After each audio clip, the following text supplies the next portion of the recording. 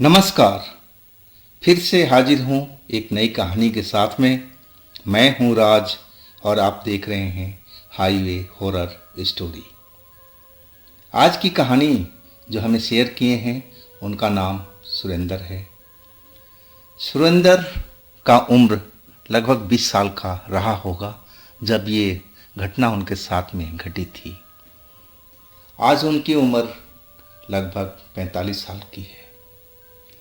सुरेंद्र का पिता, उनके परिवार के लोग फूल उगाने का काम करते थे, यानी कि फूल की खेती करते थे और साथ में खेतों में सब्जी वगैरह भी लगाया करते थे।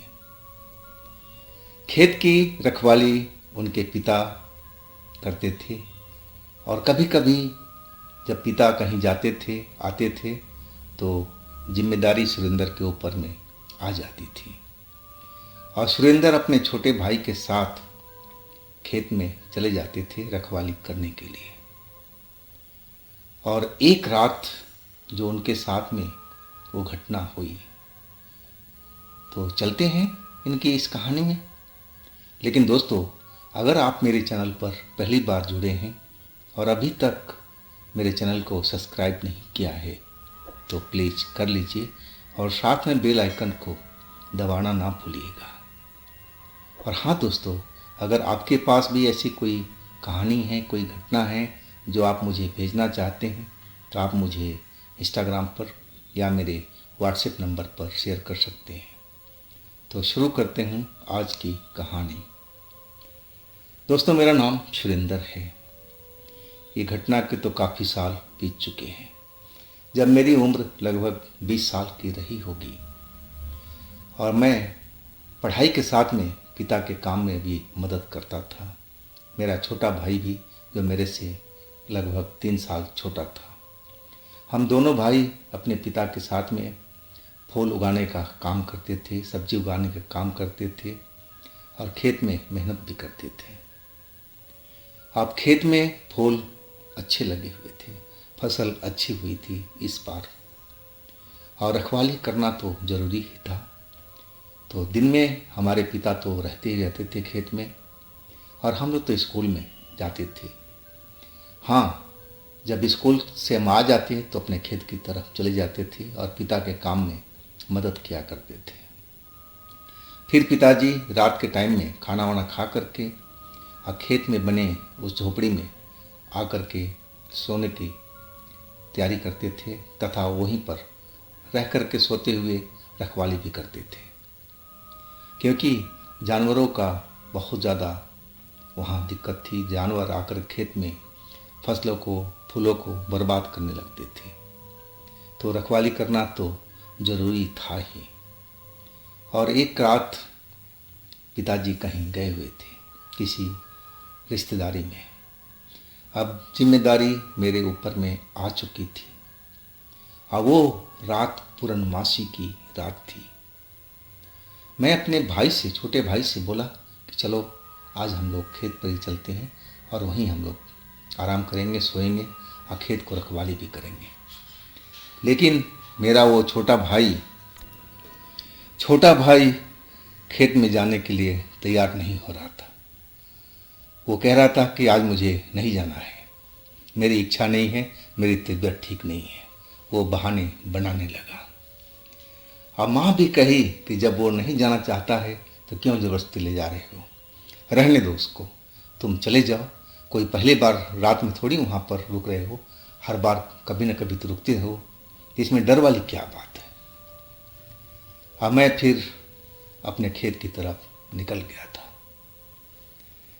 मैं अपने जो झोपड़ी थी खेत की उसमें जा कर के लालटेन जला दिया था और मैं अपना किताब भी ले गया था और साथ में पढ़ाई भी कर रहा था। लेकिन निगाहें मेरे खेत के ऊपर में जमी हुई थी। वैसे भी आसमान में पूरा चांद चमक रहा था, तो मैं जब खड़ा होता तो मुझे हर तरफ दिखाई पड़ता था साफ साफ। लेकिन अभी कोई भी जानवर का झुंड हमारे खेत की तरफ नहीं आया था। अब मैं निश्चित होकर के अपने पढ़ाई में ध्यान लगा दिया था और ना जाने कब मुझे झपकी आने लगी और फिर लालटेन जलती रही, किताब मेरे हाथ में पड़ी रही। अब मैं सो चुका था। जब मुझे मेरी आँख खुली तो एक शोर से मेरी आँख खुली थी। वो शोर कुछ अजीब सा था, जैसे बहुत सारे लोग आपस में बातें करते हुए और हमारे खेत की तरफ आ रहे हों।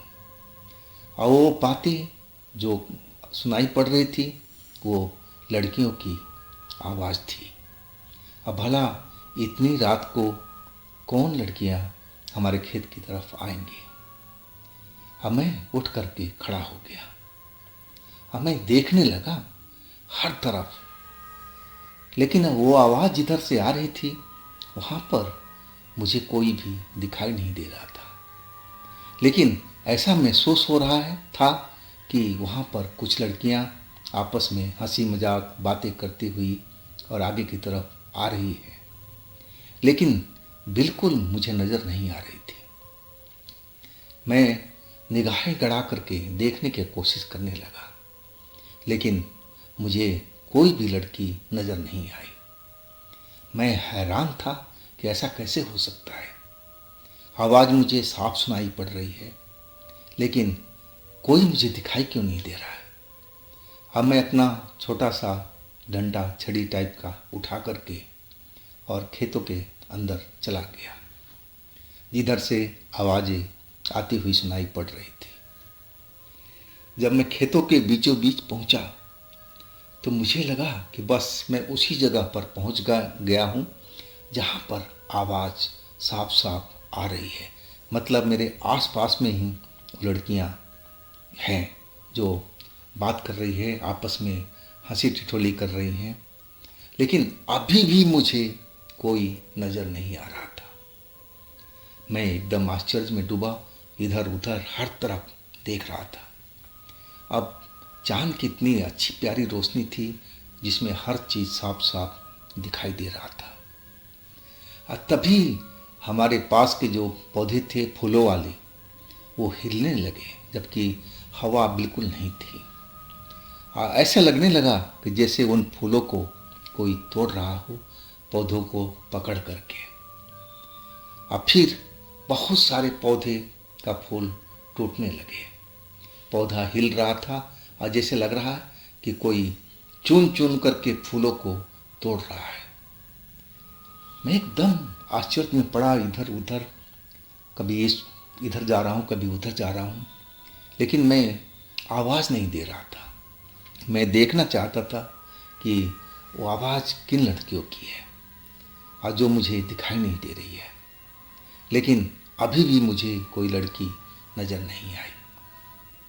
मैं एकदम हैरान परेशान उस जगह पर खड़ा और इधर से उधर दौड़ रहा हूँ, देख रहा हूँ, लेकिन कोई भी लड़की अभी तक मुझे नज़र नहीं आई।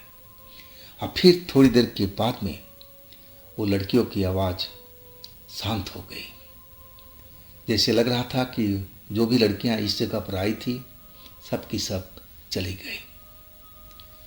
मैं एकदम ठगा सा खड़ा देखता रहा वहाँ पर। मुझे लगा कि मैं सपना देख रहा हूँ। ऐसा भी कहीं होता है कि आवाज़ आ रही हो, हंसी ठिठोली की आवाज़ आ रही हो और सामने वाला कोई दिखाई नहीं पड़े, लेकिन ऐसा हो रहा था। मैं अब वापस जाने लगा और तभी मेरे बाएं साइड में जो एक फूलों का पेड़ था वो तेज तेज हिलने लगा, जैसे उसको कोई पकड़ करके और नीचे के साइड में झुका रहा हो। और तब मेरी ध्यान उस जगह पर गया। मैं देखा कि एक सफ़ेद कपड़ों में एक लड़की जो फूलों का पेड़ था उसको झुका करके फूल तोड़ने की कोशिश कर रही है, और वही लड़की मुझे इकलौती नज़र आई। हालांकि आवाज़ कई लड़कियों की आ रही थी, लेकिन और कोई मुझे वहाँ पर नहीं दिखी। और वो लड़की फूलों को चुप करके तोड़ करके और अपने कपड़ों में रखती जा रही थी। और फिर वो मुड़ी, उसने मेरी तरफ देखा तक नहीं, जबकि मैं कुछ ही दूरी पर खड़ा था। वो मुझे नज़रअंदाज करते हुए और फिर जो एक पगडंडी थी जो बगीचे की साइड में जा रही थी, उस पगडंडी पर चलने लगी। मैं उसके पीछे पीछे चलने लगा। पता करना चाहता था कि आखिर ये लड़की कौन है, कौन सी गांव की है और हमारे खेत में ये फूल तोड़ने क्यों आई है, और वो भी आधी रात के वक्त में। हाँ, देखने में गजब की खूबसूरत लड़की थी वो। चेहरा मोहरा किसी रानी महारानी की बच्ची की तरह लग रहा था, किसी राजकुमारी की तरह वो दिख रही थी। पहनावा भी उसका वैसे ही था। और वो पगडंडी पकड़ करके बगीचे के साइड में चलने लगी। अब मैं थोड़ा दूरी बना करके उसके पीछे पीछे जाने लगा, लेकिन वो एक बार भी पलट करके मेरी तरफ नहीं देखी। शायद उसका ध्यान मुझ पर क्या ही नहीं था। अब मैं भी अब दूरी से उसके पीछे पीछे चल रहा था बिना आहट किए। अब हमारा खेत खत्म हो चुका था। अब आगे जो था वो बगीचा था। अब बगीचा में तरह तरह के पेड़ लगे हुए थे, महुआ, आम, अमरूद, हर तरह के जामुन, ऐसे पेड़ लगे हुए थे। अब बगीचे के अंदर में चांद की रोशनी नहीं जा रही थी, वहाँ अंधेरा ही अंधेरा दिखाई पड़ रहा था। वो लड़की बगीचे के अंदर में घुस गई। अब मैं भी थोड़ी फासला दे करके उसके पीछे पीछे चला गया। मैं देखना चाहता था कि लड़की कौन है। मैं बस इतना ही सोच रहा था कि बस जान लो कि कौन है। मुझे ज़रा भी पता होता कि लड़की कोई भूत है, प्रेत है, कोई जिन्न है, तो मैं उसके पीछे कभी नहीं जाता। मैं तो बस पता करना चाहता था। अब बचपन की वो सब चीज़ें थी। 20 साल को उम्र ज़्यादा थोड़ी होता है। आज जब मैं बगीचे के अंदर घुसा तो लड़की एक बड़ा सा महुए के पेड़ के पास जा कर के खड़ी हो गई। अब फिर वो महुए के पेड़ के पास में ऊपर की तरफ देखने लगी। अब फिर उस जगह पर एक धुआं धुआं सा भरने लगा था, जैसे सफ़ेद गाढ़ा धुआं उस जगह को पूरा ढक लिया हो। और उस धुएं में वो लड़की बिल्कुल गायब हो चुकी थी। जब धुआं वो छटा तो मैं देख करके हैरान था कि वहाँ पर वो लड़की थी ही नहीं। मेरे तो होश उड़ चुके थे। अब मैं सोच लिया था कि अब तो मैं पता कर लिया कि लड़की यहीं महुए के पेड़ के पास में आकर के गायब हुई है, लेकिन कौन थी लड़की, किस गांव की थी, अभी तक मुझे कुछ भी नहीं मालूम था। अब मैं यही सोच विचार कर रहा था कि चलो अब वापस चला जाए। अगली बार वो लड़की कभी खेत में आएगी तब मैं उसको पूछूंगा कि तुम कौन हो, आधी रात के वक्त क्यों तुम फूल तोड़ने के लिए आती हो, ये कोई वक्त होता है। अब मैं वापस मुड़ने लगा और जैसे ही वापस 2 कदम पीछे हटा और मेरे सामने में जो दिखाई पड़ा तो मैं तो चीख ही पड़ा था। एक लंबा सा सफ़ेद कपड़ों में इंसान, जिसकी सफ़ेद सफ़ेद बड़ी बड़ी सी दाढ़ी, सर के बाल भी बहुत लंबे लंबे दिखाई दे रहे थे और लंबाई कम से कम 9 से 10 फीट के आसपास रही होगी। और मुझे खड़ा हुआ दिखाई दिया और वो मेरी तरफ ही घूर करके देख रहा था। उसकी आंखें चमक रही थी अंधेरी रात में भी, और मुझे गुस्से की तरह लग रहा था। वो मुझे बोलने लगा कि तुम कौन हो और यहाँ पर क्या कर रहे हो इस वक्त में। मैं उसको देख करके ही डर गया था। मैं कुछ बोल ही नहीं पाया, मेरे मुंह से आवाज़ भी नहीं निकल रही थी डर के मारे। वो इंसान अब बिल्कुल मेरे पास में आकर के खड़ा हो गया और कहने लगा कि नौजवान, तुम कौन हो और इस रात में यहाँ पर क्या कर रहे हो। तब मेरी आवाज़ थोड़ी निकली। मैं बोला, जी मेरा तो पास में फूलों का खेती है और मैं वो खेती में रखवाली कर रहा था। मैंने कुछ लड़कियों को फूल तोड़ते हुए देखा, महसूस किया, लेकिन कोई दिखाई नहीं दी। अब फिर मुझे एक लड़की नज़र आई और मैं उसी का पीछा करता हुआ यहाँ पर आया था। अब फिर वो धुएं में गायब सी हो गई और फिर मुझे नज़र नहीं आई। बस इतना ही बात है जी। मैं उस लड़की को पता करने आया था कि कौन है लड़की, किस गांव की है। अब वो जो लंबा इंसान था वो मुझ पर बहुत ज़्यादा गुस्सा हो गया। उसकी आंखें अब लाल लाल जलने लगी और उसने कहा कि तुम्हारी हिम्मत कि तुम यहाँ तक पहुँच आए। और वो मेरा हाथ पकड़ करके और बगीचे से बाहर बिल्कुल ले जा कर के छोड़ दिया। वो मुझे कुछ मारा नहीं, पिटा नहीं, बस मेरा हाथ पकड़ा था और बगीचे के बाहर ले जा कर के खेतों के पास में मुझे छोड़ करके आ गया। और मुझे चेतावनी देकर कहने लगा कि देखो, ये तुम्हारी पहली गलती थी, इसलिए तुम्हें माफ़ कर रहा हूँ।